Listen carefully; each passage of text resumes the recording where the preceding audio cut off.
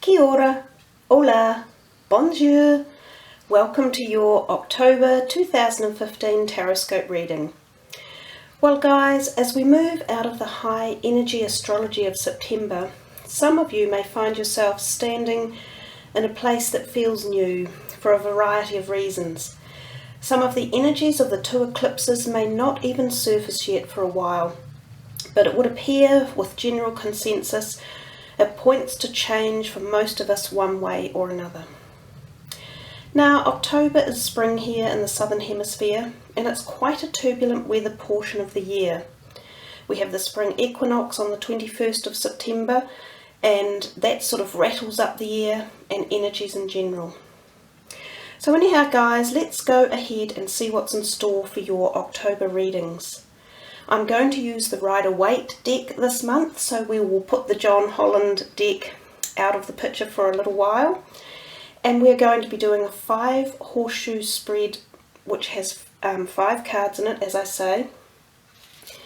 These cards, the first position is the current position in which you find yourself. The second card is what you expect out of life at the moment. The third card is what you do not expect, so sort of a surprise energy or person or event of some type. The fourth card is the immediate future and what's in store in your near future. The fifth card is a longer term future, so we're going to be using that as the overall energy or what you can expect to happen within the next month. So sort of October merging into November. So I hope you all enjoy this format, guys. So with no further ado, let's get the cards out and see what's in store. Hi Capricorns, let's get into your reading for October and see what these 5 cards have got to tell you. We'll just do a little bit of shuffling to connect for you, and we'll see what messages are in store. So remembering this is the Rider-Waite deck.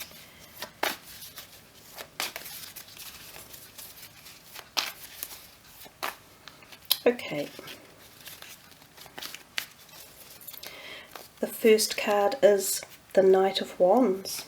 The second card is the Nine of Wands. Ooh. The third card is the Ten of Wands. The fourth card is Justice. And the fifth card is Judgment. Okay, well we can see from the first 3 you've got some sort of creative passion or thought thing going through the month, and then we come towards the end of the month and we see these 2 major arcana cards. So let's move through the reading, starting with the first card, which is the current position in which you might find yourself. This Knight of Wands, he's got a bit of excited, passionate energy about him, and he's kind of not necessarily stirring things up, but he's creating some energy at this creative level, the arts level, the career type level. He's activating something, but interestingly he's kind of looking back, as if he's looking back into September. So maybe there was something in September that you either started or you wanted to start and it didn't happen, and you're wanting to reignite that quite passionately. He could also be a fire sign person that walks into your life one way or another.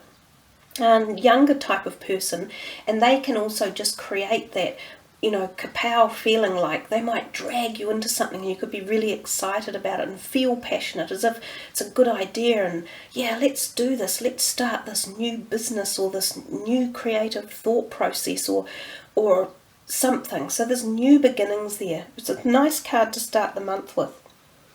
Your second card is what you expect out of life at the moment.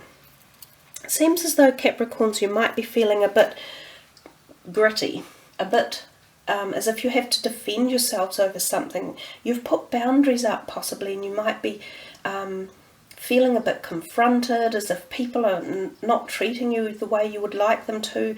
You're having to constantly defend your reasons for why you're doing something, or why you believe in something, or how you're doing it. It can be hard work and it can be tiring. You've got these ideas and you've got thoughts and propositions, and at the moment you're not having it necessarily accepted. It's not being uplifted by the people that you would wish it to be. But know that it's coming, because you're getting towards the end of having to, constantly go over all this and get it to its metamorphosis state, where it emerges from perhaps the mind or the ideal state into reality. So it's coming. You've just don't give up. Just keep going a little bit longer and keep the passion going. These two, this passion here, keep it going. Don't give up. The third card is what you don't expect, a surprise of some sort. Well, I think there's the message I just said. That's the next card after the 9 of Wands, is the 10. So he sees this completion coming. And although it's been hard work for him, which it has, we could see that, he actually is going to take whatever the situation is, going to take it to completion. And he has control over it now. He's marching quite firmly, able to carry the weight on his shoulders of all this stuff that he's been trying to deal with and get to happen. So as I said, don't give up. It will come to fruition, whatever kind of thing you're planning or working on. And you've not done it single-handedly, but you will be the main person who gets it to this finalizing point where it can all be gathered together and turn into something proper to manifest it, to have it work. It does say sometimes that you could feel as if you have a lot of weight on your shoulders as well, just other things, whether it's other people or situations or thoughts or just stuff going on in the background. I think, know that, again, the message I keep getting here for you guys is it's coming to an end. Don't worry, you're going to get over the finish line. You might feel as though you're not going to make it right at the moment, but you will. And I think this could be quite deep. Like, this could be quite a lot of stuff that you've been working on or carrying around with you for some time. Look, there's lighter, brighter beginnings coming. Now, if we go to the fourth card, the immediate future, yeah, see, they're all tying in together as I go through each one. They fit together. This is the Justice card, and it's sort of saying that something that you've been involved in is going to come to your favour. This is a karmic card, so it's quite a big card. It can be about past life issues, and it can be about things that have happened in and around your life over a period of time that you may have felt were being unjustly treated. So when this card turns up, it's well known for saying if you're in some sort of situation that requires being finalised and finished and have balance brought to, it's coming, and it's generally in favour of yourself. There's balance being brought into it. Sometimes it means going into even a court of law. So for some of you who've been waiting on legal documents to come through, whether it's divorces or property stuff or business related documentation, this could be the time when it's coming. It's also just about knowing that all this hard work over here is eventually going to be rectified, and you will be paid your dues. You will get the reward. It may only be a personal inner reward, but it also may be an actual financial settlement of some sort. The fifth position, the longer term future, taking us through to October and into November, Judgment.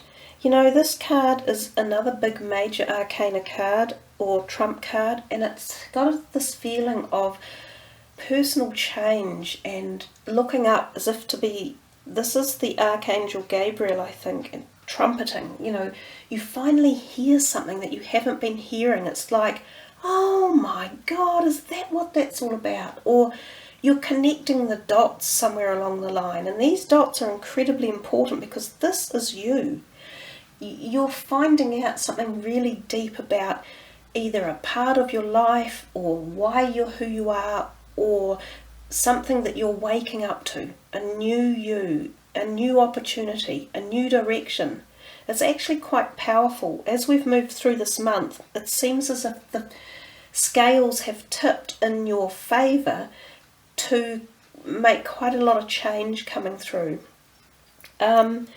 I also, when I see this one, I think of the trumpet and this noise coming out of the ear, and I think you're also being told to listen.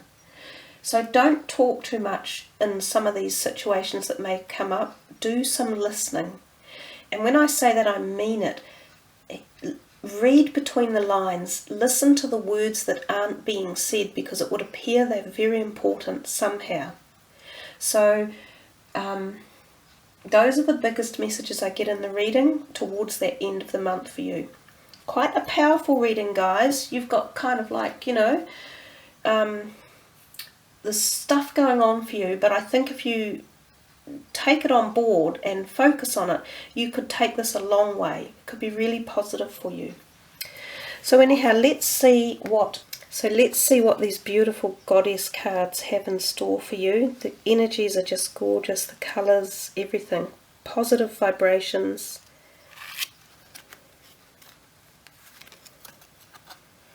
Maeve, cycles and rhythms. Honour the cycles of your body, energy levels and emotions. Really nice there, and I did feel it was about cycles for you guys, and new beginnings, and the rhythms of everything. And that's what that whole justice card is about, and even the judgment card. It's knowing that you've been through maybe a whole lot of stuff, and you're getting to the end of it, and this brand new cycle is coming.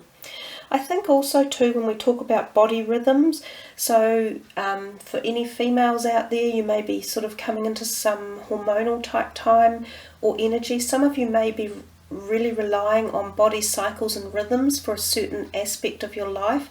So check that your hormones are really well balanced, and that all your cyclical parts of your life are flowing and well balanced. And if there are any blockages, to do something about clearing them.